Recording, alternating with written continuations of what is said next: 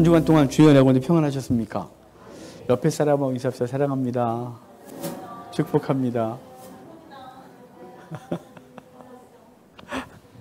제목이 있습니다. 제목 같이 읽겠습니다. 나와 함께 즐기자. 아멘. 오늘 세 가지 비유가 이렇게 있거든요. 그런데 세 가지 다 잃어버린 것에 대해서 찾아내는 비유예요. 오늘 이 비유를 주님께서 세 가지 냈는데 사실은 한 가지 비유거든요. 근데 그 얘기를 하게 된 배경, 그리고 그 하시는 목적이 무엇인지 보도록 할게요. 배경 얘기를 먼저 볼까요? 15장 1절 2절이에요. 같이 읽겠습니다. 모든 세리와 죄인들이 말씀을 들으러 가까이 나오니 바리새인과 서기관들이 수군거려 이르되 이 사람이 죄인을 영접하고 음식을 같이 먹는다 하더라. 아멘. 자, 지금 어떤 상황이냐면요. 세리와 죄인들이 말씀을 들으러 막 몰려왔어요. 세리와 죄인들이 몰려왔다 그러니까 몰려오니까 주변에 있던 바리새인들이 놀래 자빠질 일인 거죠. 왜냐하면 당시 죄인의 대표가 세리, 창기잖아요. 그러니까 그들과는 옷깃도 스치고 싶어 하지 않아요. 근데 세리와 죄인들이 예수님께 말씀을 들으러 왔고 예수님은 그들과 기꺼이 말씀을 나누고 환영하고 그들을 반기는 거죠. 그걸 본 바리새인들이 화가 나 있는 거예요. 왜냐하면 그들은 사실 세리와 죄인들, 이방인들은 하나님께서 그 유대인들이 구원받고 잔치를 벌일 때 그들은 지옥에 보내서 지옥의 불쏘시개로 삼으려고 삼은 그 창조한 존재라고 유대인들은 생각했단 말이에요. 그러니까 세리와 죄인들, 창기들, 이방인들은 지옥의 불쏘시개였어요. 그런데 그 지옥의 불쏘시개감이었던 그들과 주님이 대화하고 있는 건 거기다 하나님의 말씀을, 그 거룩한 하나님의 말씀을 나누는 건 충격이죠. 그래서 그들이 수군거리잖아요. 거기 바리새인과 서기관들이 수군거려 이르되 이 사람이 죄인을 용접하고 음식을 같이 먹는다. 말도 안 된다 이런 뜻이에요. 어떻게 죄인들과 함께 먹고 마셔? 죄인들과 함께 하고 있다니 이건 되는 이게 좀 뭔 짓이야? 이렇게 말하는 거죠. 그런 상황에서 주님은 비유를 하고 있는 거예요. 지금 누구를 대상으로 하고 있는 거냐면요. 바리새인과 서기관들을 책망하면서 나의 뜻이 어디 있는지를 알려주는 거예요. 여기 바리새인 서기관, 우린 제3자로 생각하고 그놈들 원래 그런 놈들 이렇게 생각하면 안 돼요. 바리새인과 서기관은요. 사실은 종교에 사로잡혀 있는 저와 여러분이에요. 종교성에 사로잡히면 잔인해져요. 종교성에 사로잡히면요. 비판적이 되고요. 종교성에 사로잡히면 사랑이 없어요. 종교성에 사로잡히면요. 판단하고 정죄하고요. 분리하려고 하고요. 그리고 그들은 유대인들이 생각했던 대로 지옥의 불쏘시개 정도로 생각하는 눈을 갖고 우리 주변에 연약한 사람들, 그리고 죄 좀 있다고 하는 사람들, 좀 난폭하고 험한 사람들, 그리고 자기가 생각하기에 영 아니야 라고 하는 사람들을 그렇게 보게 되죠. 그들을 향하여 주님은 오늘 말씀하는 거예요. 그러니까 제3자가 걔네들 이게 아니라 오늘 주님은 저와 여러분에게 우리 속에는 종교성을 향하여 책망하고 있다는 사실을 기억하고 오늘 말씀을 드리면 이게 2000년 전에 예수님이 바리새인과 서기관들을 향하여 하신 말씀이 아니라 오늘 저와 여러분을 향한 하나님의 책망으로, 그리고 우리가 어떻게 살아야 되는지를 이야기라는 것을 들을 수 있으실 거예요. 자, 먼저 3절 좀 볼까요? 3절 같이 읽어봐요. 예수께서 그들에게 이 비유로 이르시되. 자, 이 비유로 이르시되, 그런데 비유, 당연히 우리 한글도 단수죠? 비유, 하나예요. 그런데 사실은 이것의 결론이 32절 마지막 절이거든요. 그러니까 비유가 3개가 있어요. 3개의 비유를 그렇게 이렇게 말해야 돼요. 예수님께서 비유들로 이르시되, 이래야 맞는 거죠. 그런데 비유로 이르시되라고 한 건 이 3개가 한 쌍이기 때문에 그래요. 이 3가지의 얘기를 통해서 이들의 그 잘못된 것을 아주 분명히 드러내고 있는 거죠. 그러니까 유대인의 그 히브리식 사고방식이 그랬죠.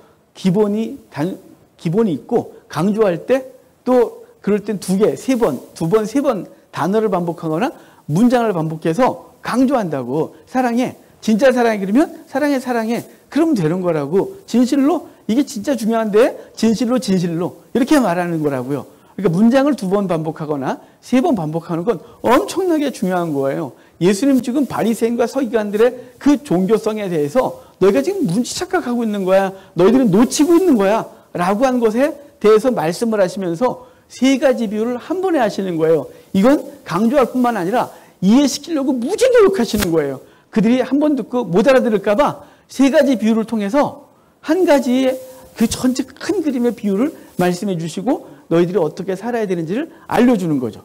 그 첫 번째 비유가 우리가 잘 아는 잃은 양 비유예요. 자, 우리 4절 같이 읽어볼까요? 4절.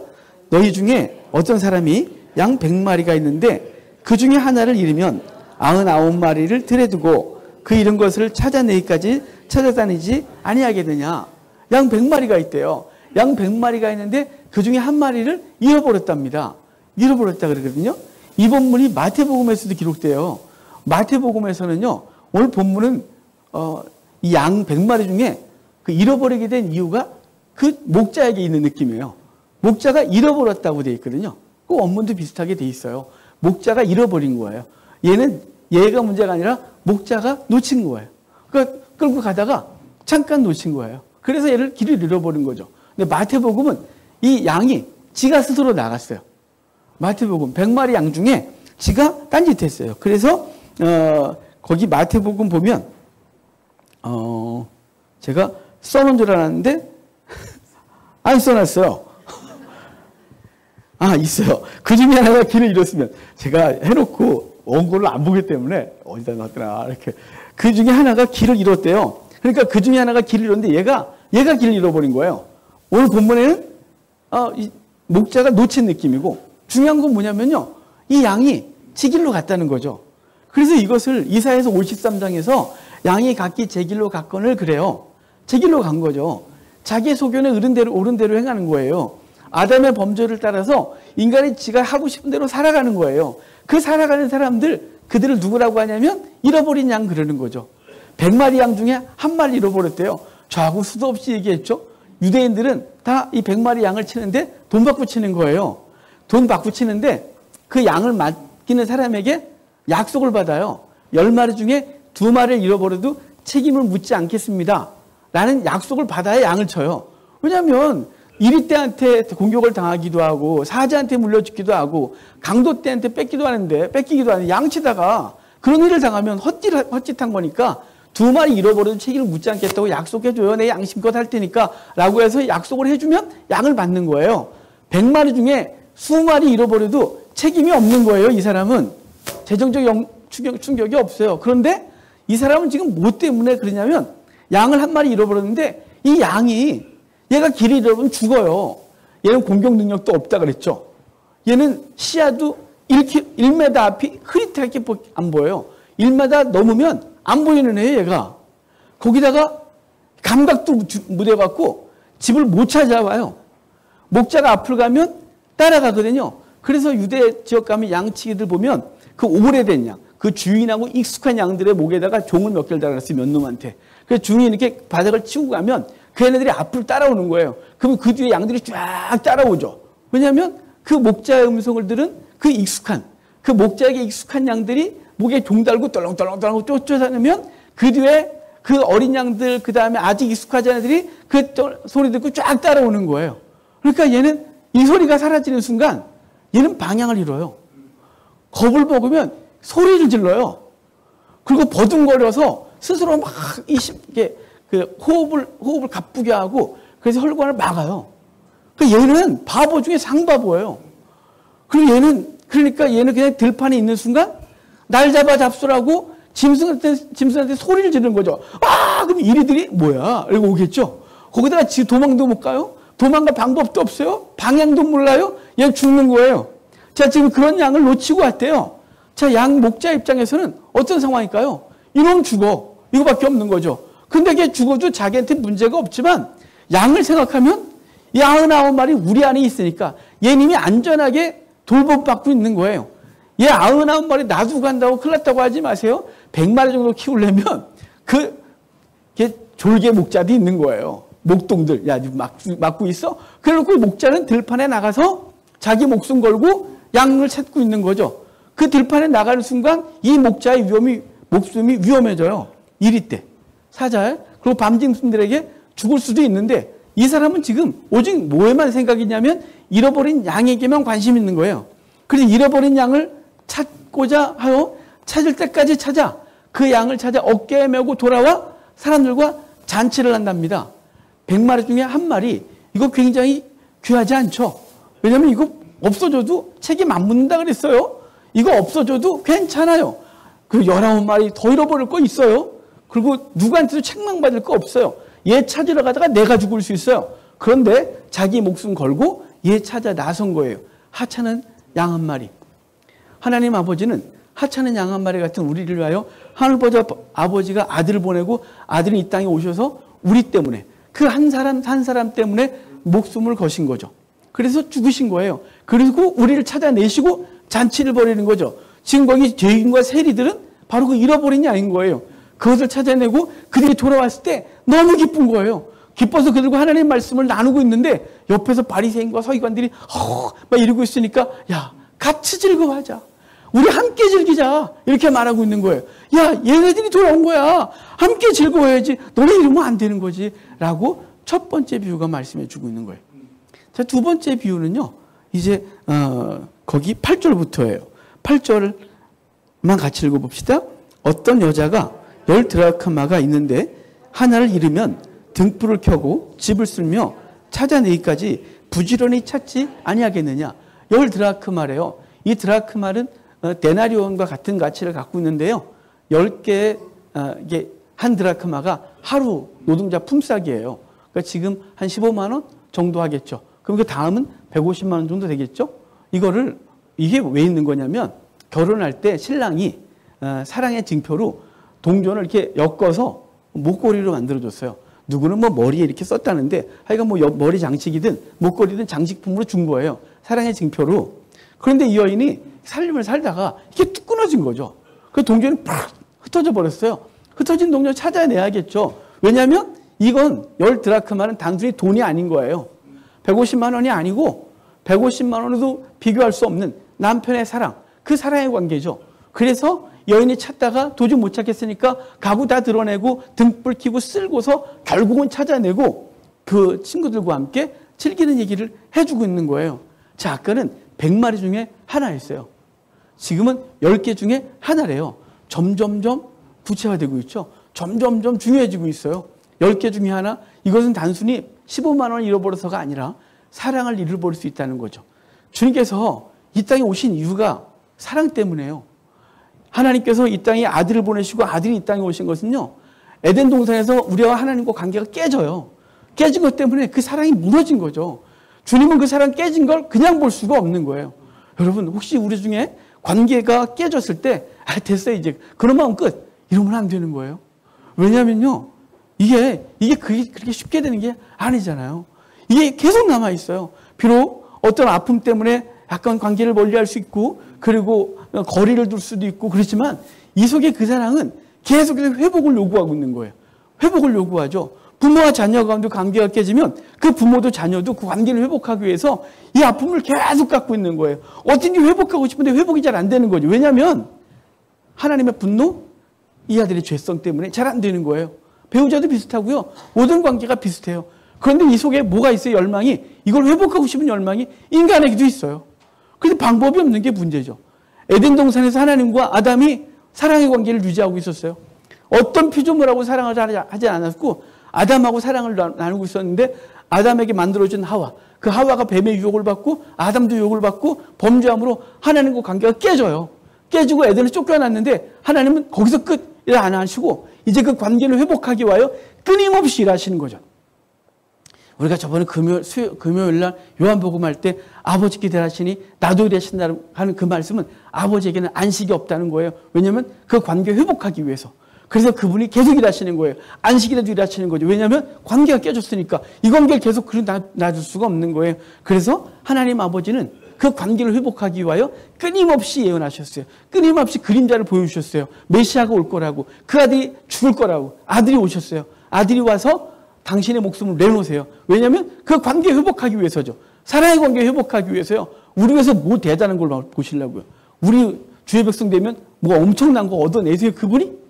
우리가 헌금을 해야 얼마나 할 것이며 주의를 내야 얼마나 할 것이며 하나님 나라를 세운다고 해서 얼마나 세우겠어요. 가끔은 제가 스스로 이렇게 막 까부러질 때 아휴 나 같은 게 나 같은 것까지 목사하겠다고 서두로 설쳐대고 있나. 얼마나 훌륭한 목사님들이 있는데 난 그냥 평신도로 돌아가서 평신도로 살면 더 잘할 것 같은데 뭐 이럴 때 있어요. 나 같은 것까지 설쳐대고 있어. 성경 공부 그래 예전엔 제가 건방 떨 땐 하나님 날 쓰실 거야. 나 같은 거 안 쓰면 어디서 쓰실 거야. 이렇게 성경을 열심히 잘 가르치고 이렇게 훌륭한 목사를 쓰셔야지. 그런데 어느 날은 나 같은 거 안 쓰셔도 되지. 무지하게 많은데 싶을 때 있어요. 여러분 우리가 대단한 게 있어요. 우리를 구원하신다고 주님이 엄청난 일이 벌어지는 거예요. 근데 그분은 하늘 보좌 버리시고 이 땅에 오셔서 우리 때문에 죽으셨어요. 뭐 때문에요? 잃어버린 드라크마요. 그 관계가 깨져버렸거든요. 이걸 놓치는 순간 관계가 완전히 깨지는 거예요. 그래서 그걸 찾아내서 이 찾아내는 건 드라크마 때문에 찾은 것이 아니라 깨진 관계를 회복하고 싶어서 그분은 오신 거죠. 그래서 찾을 때까지 찾는 거예요. 불 켜고 쓸어서 잃어버린 한 영혼, 그 잃어버린 영혼, 깨진 한 영혼, 그 영혼과 사랑을 회복하기 위하여 끊임없이 일하시는 거죠. 주님께서 요한복음 5장에서 그랬잖아요. 아버지가 일하시네. 나도 이래. 나도 지금 안식일이지만 너희들 쉬는 날이니? 아니 난 일하는 날이야. 난 지금 고통받는 영혼 건져내야 돼. 난 소외된 영혼 건져내야 돼. 병든 영혼 고쳐낼 거야. 그래서 내가 그들에게 회복을 시킬 거고 난 관계를 회복해야 돼. 아버지가 지금도 일하셔. 너네와 하나님과 관계가 깨진 이후로 아버지를 쉰 적이 없어. 나도 쉴 수가 없어. 지금도 안 쉬세요. 왜요? 잃어버린 드라크마 찾아야 되거든요. 그 드라크마 찾을 때까지 찾아. 그 찾은 즉 친구들을 불러 모아놓고 내가 드라크마를 찾았노라. 나와 함께 즐기자. 이렇게 말한대요. 여러분 첫 번째 100마리 중에 한 마리를 찾기 위해서 목숨 걸었고요. 두 번째는 그 목숨 건 이유가 사랑 때문인 거예요. 그분이 우리 사랑 때문에 우리와 관계를 회복하기 위하여 기꺼이 이 땅에 오셔서 그 드라크마 하나를 찾을 때까지 찾는 거죠. 어둠 속에 있는 그 영혼, 죄 가운데 있는 그 영혼, 그 실망해서 나오지도 못하는 그 영혼, 이미 죽어서 생명력 없어, 나 여기 있어요 소리도 못 지르는 그 불쌍한 드라크마, 그걸 찾아내는 거예요. 그래서 첫 번째 생명, 두 번째 생명이 다 누가 주체냐면요, 그 주인이 주체예요. 양도 못 찾아온다 그랬죠. 양도 스스로 찾아와갖고 이렇게. 근데 보면 이상해요. 보면 여기 봐야 돼. 이상한 거. 자 7절 봐요. 7절 같이 읽어봐요. 내가 너희에게 이르노니 이와 같이 죄인한 사람이 회개하면 하늘에서 회개할 것 없는 의인 99으로 말미암아 기뻐하는 것보다 나으니라. 자 10절도 볼까요? 똑같아요. 같이 읽어봐요. 내가 너희에게 이르노니 이와 같이 죄인한 사람이 회개하면 하나님의 사자들 앞에 기쁨이 되리라. 여러분 양도 스스로 못 찾아온다 그랬죠. 드라크마가 가면 누워있다가 주인한테 가야 되겠어. 종들이 딱 일어나서 떼굴도 불러와서 주인님 저 여기 있어요? 이러지 않을 거 아니에요. 얘가 회개하여 돌아온 게 아니에요. 근데 마치 얘가 회개하고 돌아온 것 같죠. 에베소서 2장 1절에 이렇게 되어 있어요. 너희의 죄와 허물로 죽었던 너희를 살렸다. 2장 5절도요. 에베소서 2장 5절도 그리스도께서 살리셨다. 죽었던 너희를 살리셨다 그래요. 죽었어요. 양이 죽었던 것과 다름이 없었고요. 드라크마는 생명이 없어요. 근데 그 주인이 찾아 나선 거죠. 그래서 목자가 찾아 나섰고 주인은 찾아 나서서 찾아대요. 그래서 살려둔 이후에 살리고 나니까 이제 심장 뛰게 하니까 그때서야 이제 고마워요 라고 하고 있는 거죠. 그게 좋아요 여러분이에요. 우리는 우리의 구원의 주체가 아니에요. 한 게 아무것도 없어요. 근데 주님께서 회개하면 기뻐한대요. 이걸 우리 신학적으로 하면 죽었던 것이 살아나면 주님이 기뻐하시리라는 거죠. 죽었던 것이 살아나서 나와 관계를 회복하면 기뻐하고. 자, 그러니까 죽었다가 살았으니 얼마나 기쁘니 나와 함께 즐기자 그러는데 그 죽었다가 살아난 얘기를 세 번째 비유에서 하는 거예요. 세 번째 비유. 자, 세 번째 비유 11절, 12절 같이 읽어봅시다. 또 이르되 어떤 사람에게 두 아들이 있는데 그 둘째가 아버지에게 말하되 아버지여 재산 중에서 내게 돌아올 분깃을 내게 주소서 하는지라. 아버지가 그 살림을 각각 나눠주었더니, 자, 한 아버지한테 두 아들이 있었대요. 그런데 요 싸가지 없는 둘째 아들이 아버지한테 그래요. 아버지, 내게 돌아올 분깃을 지금 주시죠. 이렇게 말하는 거예요. 자, 지금 아들이 둘이니까 아버지의 재산은 후에 아버지가 돌아가신 이후에 3등분 되게 돼 있어요. 그래서 큰 아들에게 3분의 2가, 그리고 작은 아들인 자기는 3분의 1을 받을 수 있는 거예요. 그러니까 그 3분의 1의 유산을 지금 좀 주시죠. 이렇게 말하는 거예요. 근데 이게 우리는 그럴 수도 있지 뭐 아들이 아버지 좀 미리 좀 주시죠. 좀 사업 좀 해보게. 이럴 수 있는데 당시 유대 문화는 이게 얼마나 말도 안 되는 거냐면 이렇게 말하는 거야. 아버지 빨리 죽어요. 왜 이렇게 오래 살아 그래. 빨리 줘요. 이런 뜻이에요. 그래서 이런 자들은 어떻게 하냐면 신명기에 보면 아버지가 장로들한테 가서 장로님들 우리 아들놈이 싸가지가 없이 나보고 지금 그러고 있거든요. 이놈을 어떻게 할까? 끌어다가 놓으면 사람들이 돌로 쳐 죽이는 거예요. 얘는 지금 돌에 맞아 죽을 놈이에요. 근데 하나님께서 이 아버지가 돌에 맞아 죽을 놈에게 그래요? 알았어. 그래가지고 재산을 나눠서 각각 나눠줬대요. 큰아들에게는 3분의 1을, 그리고 아들에게 둘째는 3분의 1을 줬어요. 하지만 큰아들에게 3분의 2 줬지만 그냥 자기와 같이 사니까 뭐 소유권이 네 거든 같이 살고 있는 거죠. 근데 하나를 받은 아들은 이걸 가지고 팔아서 먼 나라로 곧바로 가요. 곧바로. 그래서 거기 13절 보면 그거 며칠이 안 돼요 그러잖아요. 얼마나 벗어나고 싶었으면, 얼마나 세상이 좋았으면 돈 줘요. 그리고 주니까 며칠이 안 돼요. 돈을 다 챙겨갖고 먼 나라로 갔대요. 이게 무슨 뜻이냐면 다시는 안 와요. 그런 뜻이에요. 요즘 같아야 뭐 이렇게 비행기 타고 금방 오지만, 그러면 먼 나라로 가면 다시 올 생각이 없는 거예요. 거기서 그 돈 갖고 자기의 삶을 살고 싶은 거죠. 마치 누구 같냐면 우리가 주니가 멀리 떠나는 것 같은 거예요. 하나님의 관섭이 싫은 거죠. 하나님의 타치가 싫은 거예요. 하나님의 말씀이 불편해. 이러는 거죠. 이게 언제쯤 오냐면요. 인생에서 청년 때 와요. 대부분의 크리스찬들이, 모태 신앙들이, 어릴 때부터 교회 다니는 사람들이 요 청년 때 되면 요 신앙을 갖고 요게 와요. 요게. 그래 청년들이 되게 힘들어요. 어려워요. 그렇지만 걱정하지 마십시오. 이것들이 갔다가 허랑방탕하다가 여기다 터지고 올 거니까. 여러분, 진짜예요, 진짜. 왜냐면 제가 교회 생활을 얼마나 오래 했겠어요. 설교 시작한 게부터 해서 지금까지 37년 설교했거든요. 교회 생활을 얼마나 많이 했겠어요. 그런데 중고등학교 때까지 말 잘 들어요, 애들이. 사춘기를 걷긴 하지만 그래도 반항을 하지 않고 그러면서 교회 나와서 예배를 드려요. 근데 청년이 딱 되는 순간 지 머리 컸다고 이거 이렇게 말해야 되는데, 대가리 컸다고 이렇게 말해야 되는데, 머리 컸다고 이제 지멋대로 가는 거예요. 그래서 자기 삶을 살겠습니다. 그래서 멀리 가는 거죠. 불편해. 이렇게 멀리 떠나요. 멀리 떠났다가 이제 이 아들이 갖고 있는 모습이 있어요. 허랑방탕했대요. 허랑방탕했다는 건 자기 인생을 허비하고 있는 거죠. 그 재산 가지고 정말 거룩한 일을 하는 것이 아니라 부모님이 주신 유산, 그 분깃을 가지고 거룩한 영적 기업을 이루고 하나님 나라를 세우는 것이 아니라 자기 속에는 죄성이 꿈틀거리기 시작해요. 청년 때 되면 그게 되는 거예요. 아담의 범죄했던 본성이 그 속에서 일어나기 시작하고 그들도 나름대로 막 방황하기 시작해요. 거기서 허랑방탕하고 재산을 다 탕진하죠. 허랑방탕하다 탕진했대요. 그러고 나서 그 청년이 깨달은 게 있어요. 그 상황이 있는데, 자, 거기 14절부터 봅시다. 14절부터 16절까지 같이 읽어봐요. 다 없앤 후 그 나라에 크게 흉년이 들어 그가 비로소 궁핍한지라 가서 그 나라 백성 중 한 사람에게 붙여 사니 그가 그를 들러 보내어 돼지를 치게 하였는데 그가 돼지 먹는 쥐업 열매로 배를 채우고자 하되 주는 자가 없는지라. 자, 지금 그에게 흉년이 벌어졌대요. 돈 있을 때 얼마나 좋았겠어요. 불러놓고 먹어. 그런 사업이 있어? 괜찮아. 해봤겠죠. 그런데 해보니 안 되기 시작한 거죠. 그렇다고 부모가 가까이 있어야 밀어주기라도 할 텐데, 이건 뭐 머리에 떨어져서 자기가 다 끊고 하겠다고 했으니 할 말 하나도 없고, 근데 거기 흉년이 들었대요. 자, 지금 인생에서 자기가 개인적으로도 실패했는데 뭐까지 왔냐면요, 삶이 흉년까지 왔대요. 주변이 다 어려운 거예요. 그러니까 자기들 누구도 도와줄 수 없는 형편이 되는 거죠. 세상에 철저히 혼자가 되는 시간이 되는 거예요. 그때서야 그는 어떻게 하냐면, 그래서 버텨보겠다고, 자기 모집 해보겠다고 이 일 저 일 하다가 돼지 치는 일까지 하는데요. 이 돼지 치는 일은 유대인에게 있어서 가장 비참한 일이에요.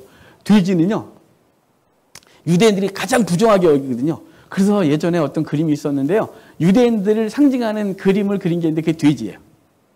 유대인들에게는 혐오스러운 거죠. 2차 대전 때 나치들이 유대인들을 찾아낼 때 뭐 생긴 것 같고 어떻게 찾아내겠어요. 그래서 그들 앞에서 돼지고기를 내밀면 안 먹으면 유대인, 먹으면 안 해요. 그래서 그렇게 찾아냈어요. 돼지는 그만큼 그들에게 아주 흉악한 짐승인 거예요. 부정하고. 그런데 지금 뭘 하냐면 하다 먹고 살 게 없으니까 돼지 치는 농장에 가서 돼지를 치는데, 돼지가 뭘 먹냐면 쥐업 열매를 먹는데요. 이 쥐업 열매는 고급 음식이라 했죠, 원래. 그러면 돼지가 이 고급 음식을 먹느냐? 먹는 이유가 있어요. 이 돼지는요, 제물용 돼지예요. 일반 돼지는 쓰레기 먹이잖아요. 이렇게 먹다 남은 거, 뭐 이런 거. 여러분, 돼지는요, 이 돼지가 제물로 고대 때 굉장히 귀중한 제물이었어요. 기독교 말고. 이방 종교에서. 왜냐면요, 돼지는 무지하게 비쌌거든요. 소나 양이나 염소는 이게 농경문화이기 때문에 얘는 쓸모도 있어서 많이 키웠지만, 돼지는 농경문화에 하나도 필요 없어요. 걔는 인간과 똑같이 경쟁하는 생물이에요. 인간과 똑같은 거 먹고 똑같이 먹어서 얘는 우리의 그걸 축내는 존재라서 얘는 잘 안 키웠어요. 얘 키우는 목적이 뭐냐면 그 임금님에게 진상하든지 아주 부자들의 식탁에 올리든지 제물로 쓰든지. 그러니까 얘는 잘 먹여서 살찌워서 잡는 게 목적인 거예요. 그러니까 사실은 되게 귀한 거예요. 그렇지만 유대인 입장에서는 아주 부정하죠. 근데 제물로 올릴 땐 삐쩍 마른 놈 올리면 신이 기분 나쁘지 않겠어요? 그러니까 살을 통통하게 쪄야 되는데 그게 뭐냐면 쥐염 열매예요. 소싸움 나갈 때 낙지 먹이듯이. 얘를 그렇게 먹여서 살찌워서 하는 건데, 자, 지금 유대인들이 부정하게 여기는 돼지 키우는데 거기다가 뭐예요? 이건 제물용 돼지예요. 그러니까 지금 유대인으로서 주님을 떠나서, 아버지 떠나서 멀리 가서 한 짓이 뭐냐면 돼지 키우고 그것도 모자라서 자기가 이놈이 우상숭배의 제물이 될 건데 그 제물을 키우고 있는 이 비참한 현실까지 떨어진 거예요. 그 비참한 현실까지 떨어진 게 인생인 거죠, 인생. 우리가 세상에서 자기 멋대로 살겠다고 생각하고 자기는 잘 산다고 하지만 사실은 우리의 인생이 다 우상숭배예요. 세상이라는 우상, 명예라는 우상, 돈이라는 우상, 쾌락이라는 우상을 숭배하면서 그것이 자기를 즐겁게 한다고 착각하고 있는 거죠. 그것으로 만족할 수 있는 거예요. 그런데 그것까지도 키울 수가 없는, 그 쥐염 열매도 먹을 수도 없고 그 현장, 그 농장에서도 그거 돼지 먹던 거 뺏어 먹다가 쫓겨나고 막 이런 상황이 벌어지는 게 우린 거예요. 근데 그가 그때서 깨달은 게 있어요. 자, 거기 봅시다. 17절 거기만 같이 읽어봐요. 이에 스스로 양식이 풍족한 품꾼이 얼마나 많은가. 나는 여기서 줄여 죽는구나. 자, 이거 돌이켰대요. 이 돌이켰다 이 말은요, 후회한 거예요. 뭐 진정한 회개라기보다는 돌이킨 거예요. 여기선 도저히 안 되겠다 싶은 거죠. 이제 그럼 다시 옛날 상태로 돌아가고 싶은 거예요. 아버지 집으로. 사실은 아버지 집으로 갔지만 아버지가 자신을 맞아줄 거라는 확신이 하나도 없어요. 그래서 일단 거기 가서 종의 한 사람으로서 살고, 우리 아버지 집은 먹을 게 많은데 내가 최소한 이 짓을 안 하는데 아버지한테 가면 그래도 내가 밥은 안 굶겠지. 그리고 가서 아버지가 맞아줄 때 뭐라 하냐면요, 아버지와 내가 아들이라 칭함을 감당할 수가 없나이다. 나를 종들 중에 하나로 취급해 주시면 내가 고맙겠습니다. 이렇게 말해요. 왜 돌이켰대요? 돌이켰다는 건 뭐냐면요, 그 흉년의 삶, 그 실패한 삶, 좌절해서 돌이킨 거예요. 그때서야 느끼는 거죠. 그래서 그랬잖아요. 바꿔 올 거라고. 너무 아프지만 우리 아이들이 인생의 험한 시간들을 겪을 거예요. 그럼 그게 저주일까요? 그냥 하나님 없이 험한 세월을 사는 건 저주예요. 하지만 그 험한 세월을 통해 주님 만나는 건 그의 가장 큰 복이에요. 저도 그러했고 여러분도 그러했고. 그러니까 그냥 어릴 때부터 순탄하게 자라면 최고의 복이겠죠.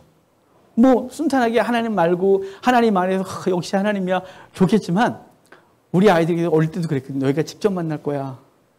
너희가 목사 자식으로 태어났지만 목사 자식이라고 해서 다 신앙 좋은 게 아니잖아. 난 최선을 다해서 우리 아이들 여기 가둬두고 있어요. 가둬두고 있는 거죠. 여길 못 떠나게.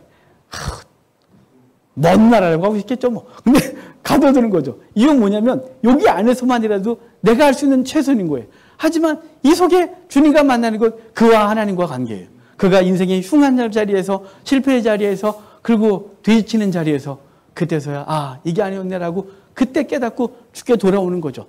그 자리들이 우리 인생에 다 있어요. 우리 아이들에게 있을 것이고요, 우리에게도 있을 거예요. 근데 과정마다 있어요. 이게 중요한 건 과정마다 그 과정을 통해서 하나님께 깊은 만남이 있는 거죠. 그 절망의 자리에서 주님 만나는 거예요. 실패의 자리에서 주님 만나는 거예요. 내가 할 수 있을 것 같은 곳에서 실패하고 나니까 그때서야 내가 안 되는구나를 아는 거죠. 주님 만나고 돌이켜 아버지께 돌아오는데요, 아버지가 그 아들을 맞이하는 장면이 있어요. 이 장면 읽을 때마다 울컥울컥 하거든요. 아까도 성경 읽다가 또 울 뻔했어요. 자, 20절 같이 봐요. 20절 같이 읽어요.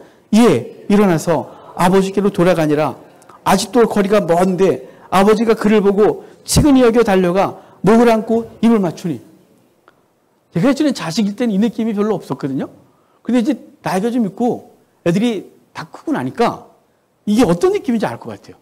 아버지가 그 아들을 쫓아가서 확, 아들아 이런 일이 없길 바라면서 확 껴안는 거죠. 확 껴안고 목을 껴안고 그 아들에게 이제 입을 맞추는데, 이게 입을 한번 딱 맞추는 게 아니에요. 계속 입 맞추는 거예요. 근데 이 아들이 지금 돼지똥 냄새가 나거든요. 돼지 치다가 신발도 못 신고 그 더러운 냄새를 맡고 더러운 냄새를 왔단 말이에요. 근데 그 흉악하게 된 그 아들을 멀리서 보고 있는 그 아버지 매일 아침마다 눈 뜨면 나와서 우리 아들 안 오나? 오늘은 안 오나? 오늘은 안 오나? 그랬더니 아버지가 그 아들을 멀리서 보고 아들이 곧바로 알아보고 아무도 못 알아볼 그 아들을 알아보고 그 아버지가 달려갔대요. 그 아들이 올 때까지 기다린 게 아니라 아버지가 달려가 그 아들의 목을 끌어안고 그 아들이 입 맞추면서 그 아들을 환영하는 장면이 계속 입 맞추는 거예요. 그 아버지의 사랑이 보이세요? 우리를 향한 하나님의 사랑인 거예요. 그분은 우리를 찾을 때 그런 것이에요. 그리고 우리의 자녀들을 찾을 때 그럴 거고 우리 잃어버린 형제와 자매들 찾을 때 그럴 거예요. 우리의 가족 중에 누가 아직 주님을 영접하지 못했거나 예전에 교회 다니는 데가 지금 떠났거나 그런 사람이 있으면 우리는 그들을 계속 주님께 내미는 거예요. 주여 그 영혼의 이름을 불러가며 이 영혼을 기억하소서. 이 영혼이 지금 뒤지고 있어요. 이 영혼을 지금 살려주소서라고 올려드리는 거예요. 그럼 언젠간 그 영혼을 돌이켜 돌아오게 할 때가 있을 거예요. 그분이 주체라니까요. 그 사람이 못 깨달아도 그분이 깨닫게 하시는 거예요. 그분이 찾을 때까지 찾아. 그 양을 찾아 끌어오시고 어깨 메고 돌아오고 이름 드라크마 찾아냈고 그리고 그러면 그 아들을 찾아내신 그분이 그 아들이 그때서야 깨닫고 나서 하나님 그리고 찾아올 거란 말이죠. 그분께서 끌어안으시고 목을 끌어안고 그에게 입 맞추고 살려내신 놀라운 은혜가 있을 줄 믿고 우리 주변의 영혼들을 그 잃어버린 영혼들 그 찾아내야 될 영혼들 우리 주변에 다 있잖아요. 그 영혼들의 이름을 그러니까 하나님께 드리는 거예요. 주여 이 영혼을 살려내소서. 이 영혼을 끌어안으소서. 이 영혼을 회복시켜 주셔서 이 영혼과 깨졌던 관계를 회복하여 주소서 라고 하나님께 기도하는 거예요. 우리가 할 수 있는 게 아무것도 없다는 거 아시죠? 아무것도 할 수 없어요. 내가 관계하는 사람 내가 바꾸고 싶지만 바꿔집니까? 내 부모 바꾸고 싶지만 바꿔집니까? 내 자녀 내가 원하는 대로 살고 싶지만 내 자녀가 내가 원하는 대로 됩니까? 우리 인생은 내일 날마다 실패해요. 이 아버지도 그랬어요. 그 이 아버지는 그 아들을 허랑방탕한 세상으로 내버려 주는 거죠. 그래 가. 그렇지만 그렇지만 버리지 않았어요. 그 아들을 버리지 않으신 아버지는 끊임없이 기다리는 거예요. 끊임없이. 사실 우리가 그 아버지의 마음으로 우리 주변과 우리 가족들과 우리 주변에 믿지 않는 형제와 자매들을 바라보고 기도하고 있는 거예요. 그리고 아버지는 그 영혼을 반드시 살려내실 거예요. 돌아왔더니 그 아들을 끌어안고 이제 내가 아들이 할 그걸 감당하지 못하겠습니다. 무슨 소리니? 거기 이런 방법 말도 없어요. 뭔 소리 하니? 이런 게 아니에요. 아니 아들아 그래도 아들이야. 야 있잖아 그래 너 잘못한 게 뻔하니까 너 그래 일단 네 재산 다 썼거든? 그러니까 일은 해야지 일은. 일은 해야 일당은 벌어야지 네가. 자 저기 너 아들이었지만 오늘부터 저 막내종이랑 막내종 거기부터 다시 시작하자. 그러니까 거기가 이게 아니에요. 아버지가 그런 거 아니고 그냥 원상회복시키세요. 자 22절부터 볼까요? 22절부터 같이 봐요.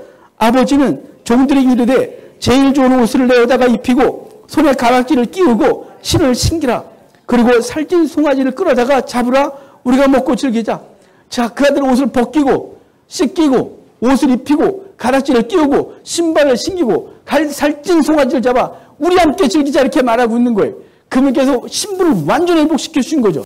옷 씻기고 옷 입히고 가락지를 끼우고 신발 시켰대요. 여러분 이게 다 우리 구속사의 놀라운 은혜인 거예요. 우리의 죄가 얼마나 더러워요. 그분 앞에 설 수가 없는 거죠. 더러운 죄의 냄새가 너무 나는 거예요. 여러분 지나는 주간 동안 어떻게 사셨어요?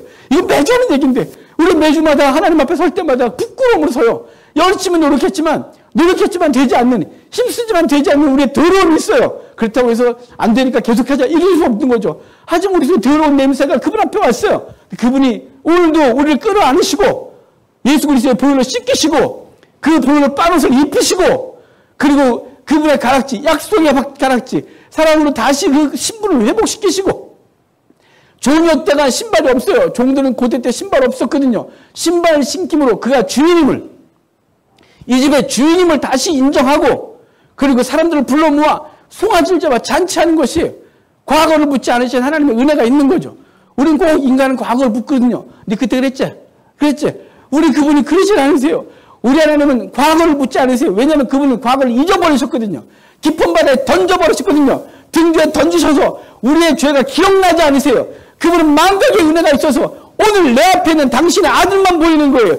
그 아들의 죄가 많건 적건 상관없이 그가 죄가 많으면 죄를 씻어내고 더러우면 더러움을 씻어내고 벗었으면 입히고 가락지가 없으면 끼우고 신발을 벗었으면 신발을 신겨 그의 아들의 자리로 다시 오게 하셔서 이 아들을 위해 잔치를 덮으신 놀라운 은혜 그것이 우리에게 지금 의미 있는 거예요. 지금 이 은혜의 잔치에 여러분 매주일마다 참여하고 매일 아침에 눈 뜨면 그 잔치 가운데 있고 그리스도가 강림하시면 영원한 잔치에 우리가 참여한다는 사실을 기억하고 그래 날마다 감사하는 우리가 되기를 바라요.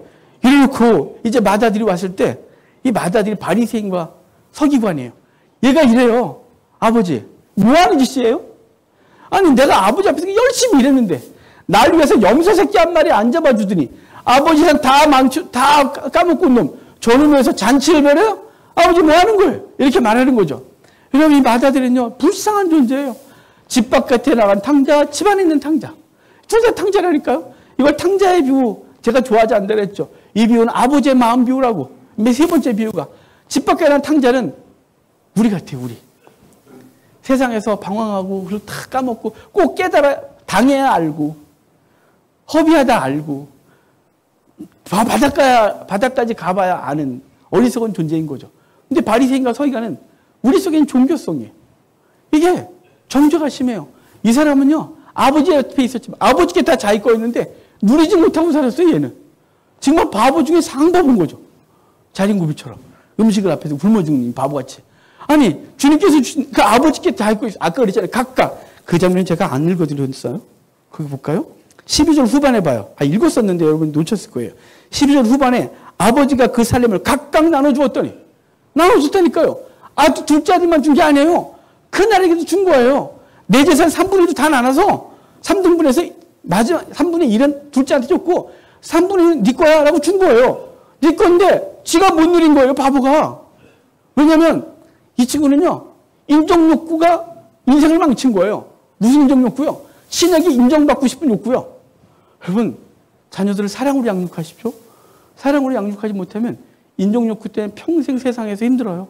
누군가한테 인정을 받아야 되기 때문에 그거 너무너무 힘들거든요. 남들한테 괜히 오버하고 그래야 자기가 인정받을 것 같고 그게 이 바리새인과 서기관이에요. 종교적 인정욕구가 해결이 안 되는 거예요. 그래서 주님 앞에 이렇게 막 근신하고 살아야 되고 열심히 안식일도 지켜야 되고 율법을 이렇게 지켜야 되고 그래야 하나님이 날 인정하시고 내게 복을 주시고 나가 벌 주지 않으시고 이렇게 하는 거죠. 이 큰아들은 집에서 그러고 있었던 거예요. 아니 이미 다 줬는데 이 바보가 다 줬는데 아버지가 더 이상 못 뺐거든요. 줬잖아요. 명예유전했어요 다. 근데 얘는 여전히 인정욕구 때문에 아버지가 주신 것 송아지 한 마리 못 잡아먹었고 지가 송아지 잡아서 아버지 오늘 잔치하시죠. 이러면 되는 거였잖아요. 근데 염소 새끼 한 마리 아버지가 안 줬다는데 다 줬다니까요. 우리에게 다 줬다니까요. 근데 우리는 은혜를 누리지 못하고 맨날 종교성에 사로잡혀서 종교성에 사로잡힌 사람은 신앙이 침이 돼요. 신앙은 폭력이 되고요. 신앙은 자기를 계속 찔러대요. 그래서 종교는 도리어 그에게 자유함을 뺏어가는 거죠. 진리가 우리를 자유케 하겠다는데 종교는 우리를 자유를 뺏어가서 이 종교성에 매여갖고 뭔가를 안 하면 큰일 날 것 같고 오늘 새벽기도 안 했는데 오늘 벌 받으면 어떡하지? 오늘 새벽기도 하고 있었는데 오늘 새벽기도 안 했더니 일이 틀어지는 거 봐. 새벽기도 안 해도 돼요. 진짜 안 해도 돼요. 제발 종교성에 사로잡히면 안 하면 된다고요. 새벽기도 왜 하시냐면 오늘 새벽기도 해야 복 받고 하나님께서 나를 책임져 줄 거고 아니요 그냥 책임져세요 그냥. 그런데 새벽기도 왜 하냐면 그래도 하나님의 은혜를 구하고 주의 뜻을 구하고 그래서 그 힘을 공급받고 살려고 하는 것이지 새벽기도 안 하면 벌 받고 봐봐 너 안 했더니 그동안 엉망이 됐잖아. 이런 얘기 하지 마요. 신앙이 노예가 되어지고 신앙이 자기를 굉장히 괴롭히는 그래서 얘는 염소새끼 한 마리 못 잡아먹었어요. 너무 억울한 거죠 너무. 그래서 천국 갔을 때 그러는 거예요 사람들이. 그 천국 갔다 지옥 갔다 이런 사람들 있잖아요. 그래서 그분들이 하는 말이 뭐냐면 열심히 살아서 어느 집에 가 있고 대충 살아고 자기가 있고 이런 걸 갖고 열심히 그러는 거예요. 여러분 이거는 이 종교적 인정욕구가 여전해서 기쁨도 없고 자유함도 없고 그래서 신앙생활을 노예처럼 하는 거예요. 하지만 이 둘째 아들이 도리어 더 낫다니까요. 아버지 줘. 얘는 아버지에 대한 분명한 확신이 있어요. 받았어요. 가져가서 허랑방탕에 있었어요. 아버지는 최소한 나를 아들은 아니면 내가 줬는 되겠지 뭐 밥은 먹여주겠지. 아버지께 온 거예요. 그리고 그 아들은 또 잔치를 벌이는 거죠. 이 아들이 큰아들 입장에서는 너무 열받는 거예요. 종교생활 열심히 한 사람은 나는 왜 맨날 힘들어? 난 그렇게 기도하는데 난 맨날 힘들어. 내가 이렇게 하나님 섬겼는데 내 삶은 왜 이렇게 힘들어? 막 이러는 거예요. 그러다가 자유함이 없는 거죠. 아버지가 그래요. 얘야 다 네 거였어. 이게 내 꼴이 네 거지. 왜 닌 그렇게 네 거인데 못 누렸니? 아들아 이제 그만하고 너도 나와 함께 즐기자. 죽었던 아들이 살아왔잖아. 즐기자 이렇게 말하는 거예요. 여러분 먼저 하나님의 은혜 가운데 이 신앙의 즐거움을 누리십시오. 자유하십시오. 사단이 주는 참소, 종교성이 주는 참소 앞에서 넘어지지 마십시오. 뻔뻔해지세요. 우리 아버지와 나의 관계인데 아버지가 맨날 조건 걸어서 우리를 그러십니까? 여러분 그럴 때는 우리를 좀 더 바르게 키우려고 하는 목적이 있는 것이지 그것 때문에 우리가 관계가 깨지질 않아요. 가끔은 제가 우리 아이를 올 때 나가 자식아 그랬어요. 나가 있지. 그런데 나갈까 무서웠어요. 나가 자식아 그럴 때 진짜 끊어버리려고 그럴까요? 못 끊죠. 어떻게 부모가 자식을 끊어요? 못 끊죠. 잘 되라고 하는 거죠. 근데 우리 하나님이 우리에게 종교적인 어떤 것을 줄 때 그게 우리를 끊어내게 하면 안 해요. 하나님 우리에게 종교적인 것을 그분 더 관계하게 하고 그리고 그분이 우리에게 종교성으로 그 인정해 주시고 그것이 아니라 그냥 자체적으로 자녀고 그 자체가 우리에게 주신 그 놀라운 은혜가 있다는 사실을 기억하고 먼저 주님 앞에서 영적 즐거움을 날마다 누리십시오. 그리고 이제 우리의 눈을 들어서 세리와 죄인들을 찾아내십시오. 그 영혼들이 아직 즐겁지 못하고 아직 돼지치고 있고 고통받고 있잖아요. 그 영혼들을 찾아내십시오. 그래서 오늘 세 개의 비유가 공통적인 거 뭐냐면 잃어버린 것, 둘째는 찾을 때까지 찾는 것, 그리고 찾아내서 잔치를 벌이시는 거예요. 근데 잔치를 벌일 때 나와 함께 즐기자예요. 나와 함께 즐기자. 주님이 나와 함께 즐기자요. 누구요? 영혼을 찾아내면 그래서 우리 주변에 한 영혼 찾아내는 그 기쁨을 같이 누리지요. 근데 그걸 누리기 위하여 우리가 주와 함께 일해야 돼요. 그래서 주님께서 찾아났을 때 우리도 찾아나서 주님께서 그 어두운 곳을 밝히려 때 우리도 밝히고 그리고 그 영혼을 맞아서 끌어안고 입을 맞출 때 우리도 죄인된 사람들을 그 소외된 사람들을 어렵고 힘든 사람들을 끌어안고 함께 기사하고 함께 하나님의 사람 되게 하는데 우리가 쓰임받아야 할 줄로 압니다. 그럼 먼저 주 앞에서 영적 즐거움을 누리시고 이제 그 즐거움을 주변과 나누는 귀한 은혜가 있길 주의 이름으로 축복합니다.